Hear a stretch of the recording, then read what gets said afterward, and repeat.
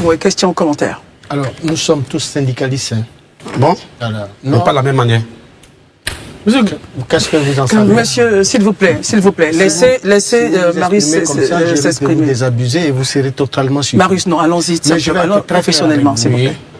Quelles compétences intellectuelles avez-vous, vous, en tant que syndicaliste illettré, pour pouvoir diriger une entité comme la MATCA, où on parle de comptabilité analytique, où on parle de système de management, où on parle d'instaurer une véritable politique allant dans le sens, naturellement, de permettre à une entité aussi importante de protéger les intérêts des syndiqués. Marius, syndicaliste illettré, c'est un peu fort. On protège l'intérêt. D'être élégant dans nos propos. Je vous vois parler toujours sur le plateau. Vous parlez de la théorie, mais il faut apprendre la pratique. Il faut apprendre la pratique. Et j'ai fait la pratique. C'était toujours sur le plateau de la FTV entre Marius Komoé et Sidiki. Donc, c'est lui-là quand même qui représente, n'est-ce pas, les motos taximen, donc dans Abidjan en fait. Marius Komoé, je le vois à Abidjan en fait. Après avoir calomnié le nom de Tidjane Thiam, maintenant il revient sur pour attaquer donc ce monsieur qui fait humblement son travail. Mais ce monsieur ne sait pas laisser faire. Parce que Marius Komoé, il a traité, il est très un syndicaliste, il est très qui maîtrise pas le système de quoi moi-même je connais pas. Le système de comptabilité analytique, les statistiques des finances, toutes ces choses en fait. Mais finalement, la question qu'on se pose, a-t-on besoin d'avoir un bac plus 27 pour gérer certaines choses, pour être bien dans son domaine? Finalement, est-ce que Marius Komoé n'est qu'un bon parleur uniquement, mais n'a pas des expériences? Suivons donc attentivement ce qui s'est passé sur ce plateau. Je me dis que Marius Komoé, il a dépassé les limites en fait. On ne peut pas traiter son semblable d'être illettré en fait. C'est pas parce qu'il n'a pas fait l'école qu'il est mauvais dans son domaine. Suivons attentivement, on en revient juste après. Déjà, vous n'avez jamais fait la pratique. Tout ce que vous faites, je n'ai jamais vu ça sur le terrain. Moi non plus. Non, je n'ai jamais vu ça sur le terrain. Excusez-moi, ce n'est pas une question d'attaque personnelle. Non, moi je vous découvre. S'il vous plaît. Je vous découvre. S'il vous plaît, monsieur, s'il vous plaît, c'est moi qui fais la loi ici, s'il vous plaît. Marius, non.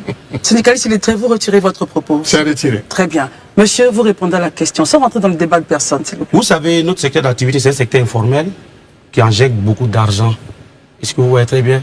MATCA a été créé par des personnes, père à son nom, Aladji Kassim Koulibaly. MATCA a une histoire. Est-ce que vous voyez très bien? La plupart du secteur des transports, tout le monde le sait très bien que c'est un secteur informel. Nous sommes illettrés, comme il le dit, mais c'est nous qui... Non, il a retiré son mot. Non, il retire ou pas. Non, excusez-moi, monsieur le président. C'est très dangereux. Excusez-moi, tout doucement. Autant pour moi. Ici, lorsqu'un propos est retiré, on ne fait plus qu'un. Autant pour moi. Très bien, continuez votre propos. Voilà, quand vous voyez la MATCA aujourd'hui, j'ai les larmes aux yeux, quand on me pose des questions comme ça, et puis je regarde, quand je faisais assainissement pour que les gens puissent aller prendre le taxi compteur, je n'ai pas vu des diplômés en face de moi.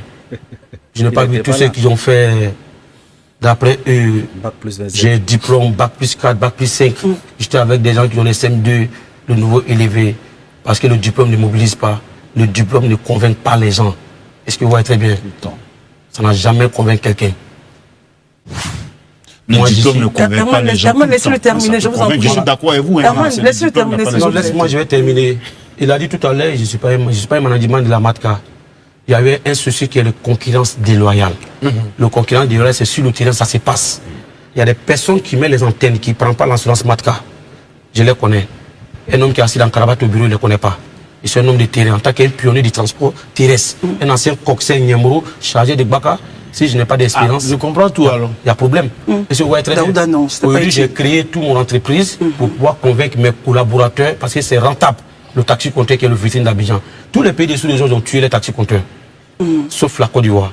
Quand quelqu'un quitte à n'importe quel pays au monde, quand il descend à l'aéroport, premier étranger que vous voyez, c'est un chauffeur de taxi compteur, couleur orange. Je suis d'accord avec vous. Mais je ne suis pas d'accord que le président de la République de Côte d'Ivoire a créé les taxis ivoires. Le taxi ivoire qui a été donné à des personnes qui ont tué le système, SOMAT, GMTCI. Les mêmes gars se retrouvent au sein de la MATCA. Voilà pourquoi je m'oppose à eux, je parle à la place du DG. Et je vois très bien, c'est pas la première fois qu'on accuse le DG des étrangers, c'est pas la première fois qu'on dit l'affaire des détournements, c'est pas à moi de dire tout ça. Et je voyais très bien. J'ai relancé l'économie de la Matka avec convaincre des chauffeurs et des transporteurs et les faire comprendre qu'au lieu de payer chaque jour que j'ai fait des rechargements de VTC ou Yango 20 000 francs par jour, quand j'ai été chauffeur de taxi pendant 22 ans, pendant 12 ans, j'ai été retiré. Pendant 12 ans, quand tu sors ma tête, tu n'as pas 5 francs sur toi. Revenez à la case de départ. Le président tient à ce secteur. BRT dans 2027, le BRT, rapide transit. Le Baka va aller dans les grands Abidjan. Le taxi compteur aujourd'hui arrive à Dabo, à Tchassalé, en Dussi comme VTC. Et je vois très bien. Mes amis, ils ont payé des taxis compteurs. Plus que 14 000 et quelques taxis compteurs.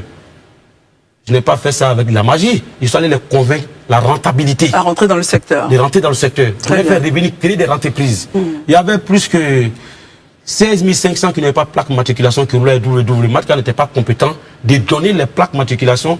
Je suis allé voir le DG, trouver une solution à assurer ces taxis pour que les gens puissent prendre les assurances Matka. Mais le manager, il est là-bas, c'est pas moi le manager. Très bien. C'est les propriétaires qui m'ont fait confiance. Très bien. Alors, parce qu'en tant qu'un ancien chauffeur taxi compteur, je maîtrise. Monsieur Sidiki, oui. Très bien. 2 questions pour vous. Ce qui s'est passé aujourd'hui, évidemment, n'honore personne. Comment ramener la paix donc au sein de l'institution? Et deuxièmement, votre point justement sur votre relation. Comment est-ce que vous...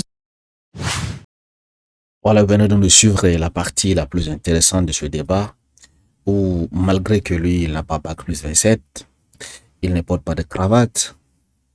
Disons même qu'il n'a pas fait les études, il maîtrise pas la comptabilité analytique, les statistiques, les finances, que c'est pas dit Maurice Koumé, que j'ai doute même lui-même ce qu'il maîtrise, c'est là. En fait, mais lorsqu'il part de son domaine, vous avez suivi, il vous convainc, il a l'expérience, il part pas au hasard. Il a la réalité du terrain, en fait. Donc, comment se fait-il que Maurice Koumé se permet donc de vouloir descendre ces gens de personnes? Pendant que nous cherchons à voir l'égalité un peu, et il dit que c'est un président de consommateur. Mais là, c'est plutôt un ennemi de consommateur, selon moi, en fait. Ce n'est pas un président de consommateur. Sincèrement, Maurice Koumé m'a déçu, en fait, sur ces coups-ci. Il se croit, il ne pas plus intelligent que qui. C'est pas parce qu'on porte les cravates, on fait session via la télévision qu'on est plus intelligent. Il y a des gens qui sont intellectuels, autant pour moi, c'est pas pour cela qu'ils sont intelligents. Vous pouvez avoir bac plus 25, bac plus, je sais pas, 40.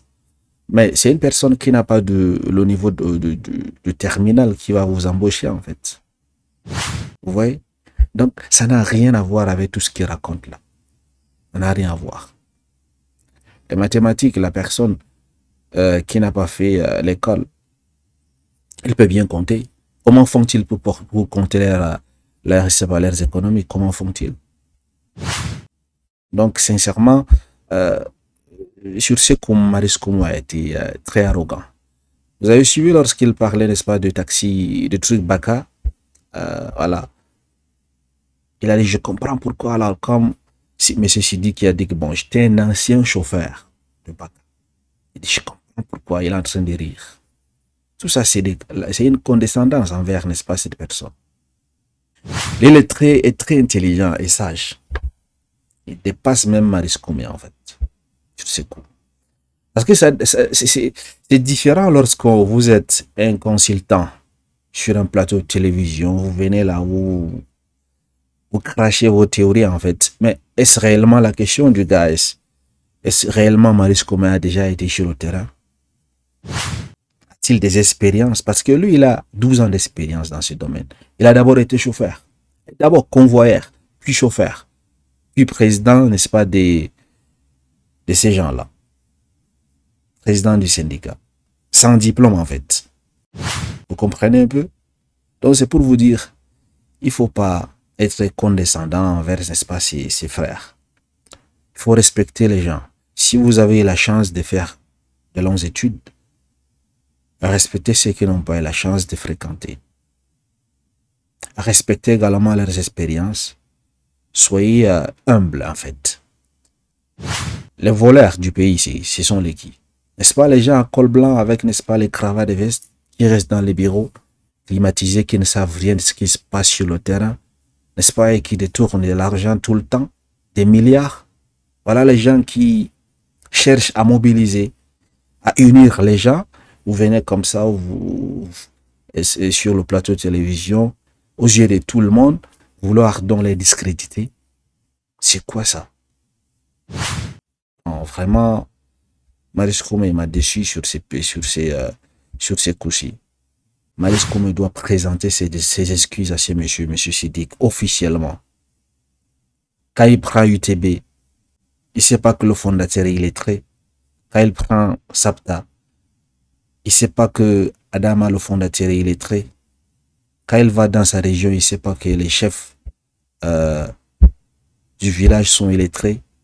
Quand le capitaine Ibrahim Traoré nous parlait des gens illettrés par les personnes en costume, il parlait de Maurice Koumé. Donc, chers amis, pour finir, ce qu'on peut comprendre à travers l'intervention de Maurice Koumé, ça veut dire pour eux, les gens qui portent les cravates, voilà, à col blanc là, on accorde du respect uniquement à l'apparence en fait, en fonction de votre apparence. Si vous brillez toutes ces choses bling bling, on vous respecte. Mais c'est les voleurs. Mais lorsque vous êtes bizarre, vous venez comme ça, vous n'avez pas de niveau, à la place de là, vous dites l'eau, à la place de lait, vous dites là, on vous dit que vous êtes illettré, vous avez quelle compétence? Maurice Koumé, on ne l'a jamais vu sur le terrain, hein? Jamais en fait. Toutes ces théories-là, c'est sur le plateau de télévision. On ne l'a jamais vu. Qu'est-ce qu'il a fait en fait? Qu'est-ce qu'il a fait? Lorsque ce monsieur dit, il dit que nous sommes tous syndicalistes. Ce monsieur dit non, c'est pas de la même façon. Hein. Genre, sa façon à lui, c'est sur les plateaux de télévision. Il vient, il crache ses virus en fait sur le plateau de télévision. Des choses peut-être que lui-même il ne sait pas de quoi il parle. Le monsieur dit que c'est pas de la même façon. Moi, j'ai la réalité en main, je touche la réalité au bout de mes doigts tous les jours. Et ça fait maintenant 12 ans. Vous pouvez comparer ces personnes-là. C'est la même chose lorsque vous faites la médecine. Juste vous apprenez vos cours théoriques. Vous ne partez pas en pratique, au stage, vous n'allez pas. Et puis directement, puisque vos parents sont riches, on vous affecte dans un hôpital, vous êtes docteur. Même faire une petite piqûre, vous ne pouvez pas. Le jour qu'il n'y a pas, c'est pas des infirmiers, pour que vous êtes obligé de piquer la personne, vous allez rater la veine et puis vous allez causer des troubles aux patients et puis peut-être même ça peut affecter sa vie en fait. Il y en a plein de docteurs comme ça qui ont uniquement appris la théorie. C'est écrit docteur, mais en pratique, ils connaissent absolument rien. Ce sont des petits infirmiers qui n'ont pas le niveau de Bac plus 7 là, qui n'ont fait que les corps d'infirmiers d'État pour quelque temps, 2 ans, 3 ans de formation, qui étaient vraiment dans les pratiques, qui, n'est-ce pas, soignent et qui prennent soin bien des malades.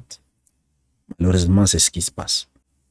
Je ne dis pas que tous les docteurs comme ça, hein, mais il y en a quand même. C'est qui ont uniquement le titre mais maîtrisent absolument rien. C'est la même chose avec Maurice Koumé. Désolé vraiment. Merci d'avoir suivi. Excellente soirée à vous. À très bientôt.